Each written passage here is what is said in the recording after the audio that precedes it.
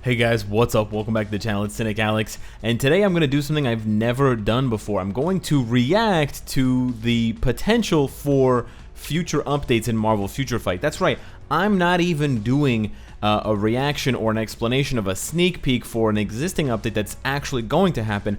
I'm reacting to the possibility of updates that could eventually, someday, possibly generate sneak peeks. So we've really gone meta on meta here. What am I talking about? I'm talking about all of the Marvel, I guess, Cinematic Universe, the MCU announcements that were made last night regarding the next 2 years, the dubbed Phase 4 of Marvel's movies and TV shows. And there's a ton to get through. There's more than 10 different announcements, which is crazy. So for those of you that thought, Marvel Future Fight didn't have much ammunition for the next little while, it's not going to last very long. They've got to come up with maybe 6 months worth of updates, and then shit's going to start raining on their heads, and then raining on our heads as well. So yeah, and the cool thing about this is not only can we make these predictions now and sort of, put a thumbtack in this point in time and then see how many of our predictions are right or wrong, a year in the future, which is the earliest one for Black Widow, May 2020.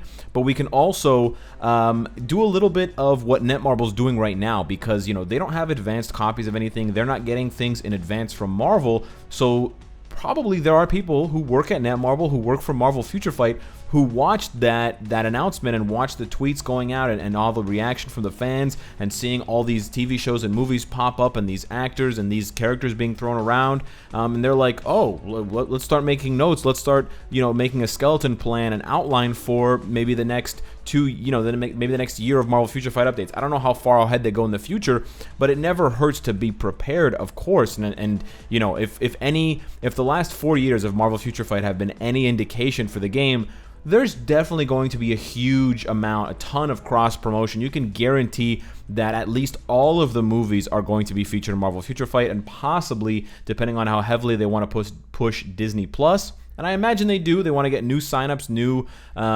subscriptions. They want people to be incentivized to it. They might even have tie-ins, like if you connect your account to your Disney Plus account for MFF, you're going to get some extra goodies. They do that right now with Marvel Unlimited and MCOC and MFF to a smaller degree. You can bet the TV shows are going to be right there. So let's take a look. I mean, we've been looking at the timeline this whole time, but let's now dive in piece by piece. We're going to go in order, including all of the ones that have been announced and the ones that didn't make it onto the Phase 4 spreadsheet that I guess don't yet have a concrete date, but they are sometime in the future, and I'm very, very excited. So, number one, May 1st, 2020, Black Widow movie. We don't know a lot about that, but that's definitely a really great opportunity for Netmarble to drop an update. Any movie update is probably likely to have a legendary battle. That kind of goes without saying. We could see the tier 3 for Black Widow because she didn't get it for Infinity War Endgame. We could also see a new uniform for her. She definitely needs buffs. She's definitely not that strong, so they could,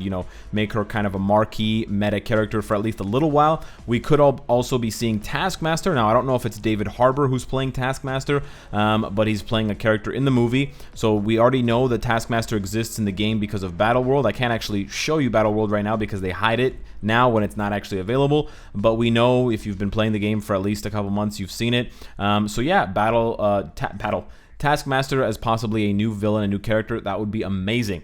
Moving on, fall 2020, later on in the year, we have the Falcon and the Winter Soldier. This one is going to be a TV show, so it's a little bit less likely that we get tie-in for that, because you saw how spotty the kind of tie-in stuff was for all the Netflix stuff, but now this is Marvel on Marvel. It's kind of Marvel squared, or Disney, so it's more likely. It's not a guarantee, but it's more likely. We could be seeing a tier 3 and or a new uniform for Winter Soldier, but the interesting thing for both Winter Soldier and Falcon is that they both already have Captain America uniforms. Now, these are ugly as sin, and obviously I don't think Bucky's going to look like this in the movie or in the TV show. I hope he looks better than this, so it would be very cool to see an updated version, like not to update that uniform, like a brand new uniform, but just a more modern, more closely aligned to the TV show look for that. And then on top of that, for Falcon, where is Falcon? He also has a Captain America uniform, and it was actually, I believe it was his first uniform ever introduced. I might be wrong about that, though. This one might be the first one. But yeah, this is one of the first uniforms I ever purchased. It was only on sale, well, originally we thought it was only going to be on sale on July 4th. 2015. So I snatched this up. It was one of the first crystal purchases I made. Obviously a piece of crap uniform, completely garbage, but they could definitely rework this and make it the new Captain America. I think it would be lovely. At the time, it was also being, if you guys are curious about Marvel Future Fight history, it was being put on sale at the same time as the Iron Patriot uniform to celebrate July 4th, and I actually ended up purchasing both of them just for the look. Back then, we actually just purchased uniforms for their aesthetic look. They didn't actually buff the characters very much. Hard to believe, I know. Besides that, for the Falcon and the Winter Soldier, we also have the possibility, strong possibility, of getting Baron Zemo as a new villain. He was in Civil War, played by that guy, Daniel or David Brühl, I can't remember his name. Anyways, and he's going to have the iconic purple mask, so we'll finally be able to see Baron Zemo, hopefully in the game, looking like the comics, looking so villainous as he always does. Maybe he'll have a sword as well. So that'll be pretty cool. The next major one, and this is a huge one for fans of Keanu Reeves, fans of Angelina Jolie, fans of other actors, pretty much everyone's going to be in this movie, the Eternals. And now a little bit of backstory on the Eternals, because it's actually kind of interesting, and I had to look some of it up myself. So the Eternals movie is coming out apparently November 6th, 2020, and there are at least like 8 characters right now who are confirmed. So I'll tell you the names of the characters, and then I'll explain what the hell's going on. So we've got confirmed Icarus, Makari. We don't have Cersei confirmed, but we'll see. We have Thena, Kingo, Ajax. We have Sprite, Gilgamesh. Hilarious name, I know, and then Phastos. So those are the Eternals, and if their names sound sort of mythological, if their names sound sort of Greek or Roman or whatever, that's not an accident. Those characters were created in the 70s when that was kind of the thing to do, at least if your name was Jack Kirby. And so the history behind the Eternals is that the Celestials, again, Marvel is really convoluted, but the Celestials, who are like the supreme beings, like super uber powerful, they were messing around on Earth, and they were responsible for human evolution. And on top of human evolution from monkeys into like us, they created the Eternals. They also created the Deviants, who are kind of like the dark version of the Eternals, like the mirror kind of shadow clone version. Not necessarily a shadow, but like, you know, the evil counterpart, whatever kind of thing. Like, think of it like Flash and Reverse Flash, for example. And so those, like, whether the movie's going to be over the Deviants and the Eternals fighting, or whether it's going to be some other conflict, we don't know. But basically, the Eternals are immortal sort of gods, who then human gods were kind of inspired by. So a lot of their names will sound very similar to names of human gods from mythology, like Zeus or Mercury or whatever, because apparently in the Marvel Comics universe, they were taking it from the Eternals, who were originally there first. So it's actually a pretty interesting concept. Of course, we already know that Angelina Jolie is confirmed for the movie. There's whispers that Keanu Reeves is also going to play someone in the movie. As far as their powers go, they're all pretty absurdly strong, so it would be weird to see them in Marvel Future Fight, but it would also be really cool. But they would be like, you know, stronger than Thanos level, probably stronger than Jean Grey as well, so I'm not really sure how they would fit in the game. But I brought up the Eternals and I brought up the Celestials just for a small piece of hilarity, because if you take a look at this sort of old picture of some of the Celestials, now keep in mind there's like 20 or 30 Celestials. This is just a small shot of some of the more popular ones. I think you'll recognize some of the images if you look specifically at their heads. So if you look at one above all, his goofy ass head looks a lot like, well, I don't know what it's called to you guys, but, well, I know exactly what it's called to you guys. I don't know why I said it that way. It looks a lot like the CTP of Authority whenever I find it. So the CTPs in Marvel Future Fight are based on Celestials' heads. It's pretty hilarious. Esson, the Searcher, he's got the CTP of Refinement. Oh, damn, I probably passed Colossus already. Anyways, you get the point. We got Ziran the Tester. He is the CTP of Rage. Blah, blah, blah, blah, blah. There we go. And we've got Ashiman, the Judge. That's CTP of Energy, and so on and so forth. So that's pretty hilarious. Those are the Celestials. We're not going to be getting the Celestials, hopefully. But we are going to be getting, well, possibly getting the Eternals. Anyways, I digress. The next big one, and I think this one is going to be very exciting for some of you fans out there, Shang-Chi. That's right, Shang-Chi and the, what is it? The Legend of the Ten Rings is coming as a movie. That's going to, I think it's a movie. That's going to be very exciting. Shang-Chi has been a garbage character in Marvel Future Fight forever. Never gotten a uniform. Completely virgin character. He badly needs a rework. He badly needs a uniform. He badly needs a tier 3 if that's going to be his movie. I mean, damn, he deserves it. It's also possible, be very, very cool if we got Mandarin, because he's confirmed for the movie, for the whatever it's called. I don't know if it's a TV show or a movie. But anyways, he's confirmed. It's a movie. He's confirmed for the movie, so we could get Mandarin as a villain. We could get the 10 Rings. Very, very cool. And we could also get, my guess is Fing Fang Foom as a GBR boss. The next one is WandaVision. WandaVision is going to be a Disney Plus TV show. Now, for WandaVision, obviously, it features Wanda and Vision. Who would have thought? So it would be very cool to see a possible cel-shaded uniforms for both Wanda and Vision. Now, Wanda, if we're looking at the kind of marital thing, uniforms, is more akin to this one. We could see Vision in a sweater, which would be absolutely hilarious, but he's got some other cool looks from the comics that they could invoke. It's got sort of a 50s vibe to the actual text, like for the title. So I'm interested to see how they actually sort of interpret it, and maybe they'll get tier 3s for both of them. Who knows? It's all up in the air at this point. The next big one that was announced, a lot of people would really like, are going to really like, is Doctor Strange and the Multiverse of in the Multiverse of Madness. Very cool. This is being spoken about or being kind of referenced as the first Marvel horror movie, or kind of scary movie.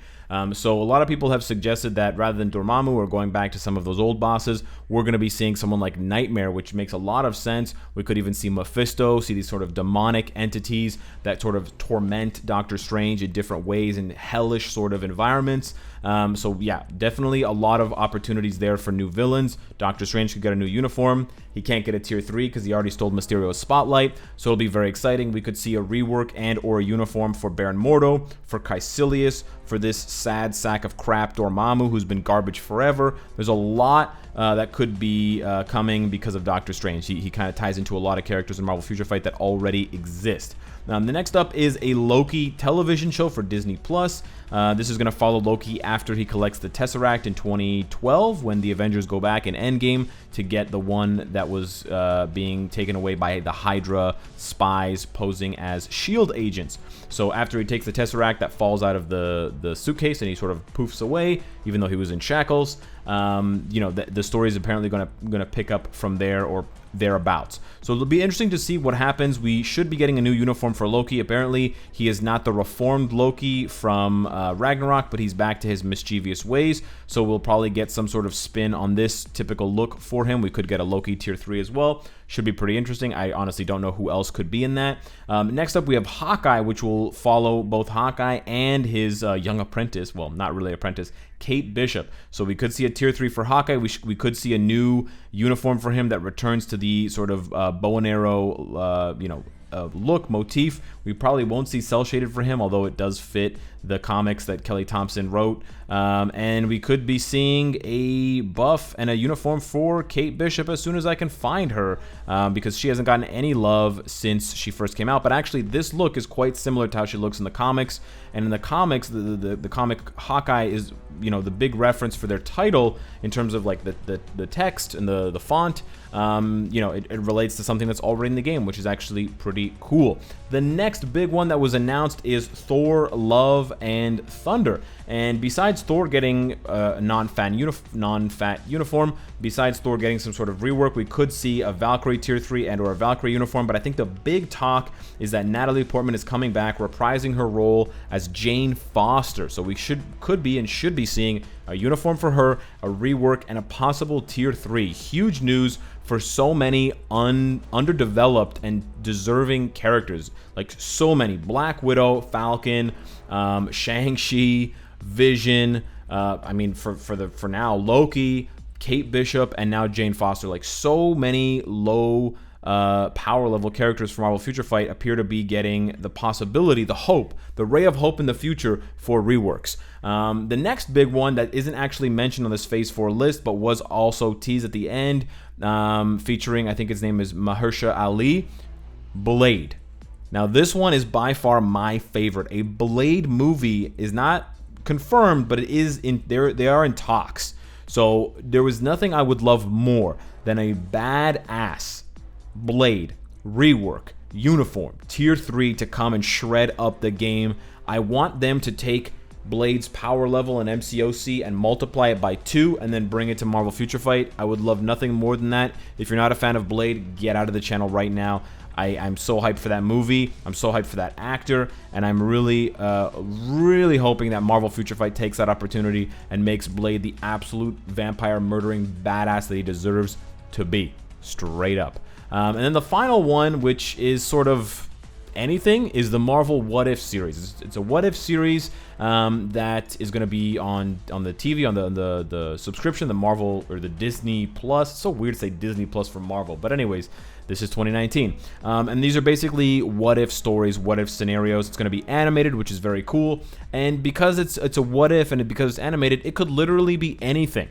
And so we could see zero promotion for this in Marvel Future Fight, but we could see some pretty crazy stuff. I looked it up, and pretty much the most amazing one of the ones that I found is the what if Spider-Man was the Punisher. So imagine Spider-Man and getting a new uniform, possibly turning him into a villain, possibly turning him into a combat type that additionally makes him the motherfucking Punisher. So that's pretty damn cool. I gotta say, I'm very hype for Phase 4 and the next 2 years of Marvel Future Fight, and by extension, the next 2 years of Phase 4 MCU movies and TV. I'll definitely be getting Disney Plus to check out all this stuff myself, but I'm also gonna be watching all these movies. Let me know what you guys think of all these predictions. Let me know what you think of like all these tier 3 characters that are deserving, and Blade especially. Hit me up in the comments with your predictions. Hit me up on Discord. Hit me up on Twitter. And of course, if you like what you see, I hope to see you later today. Take care.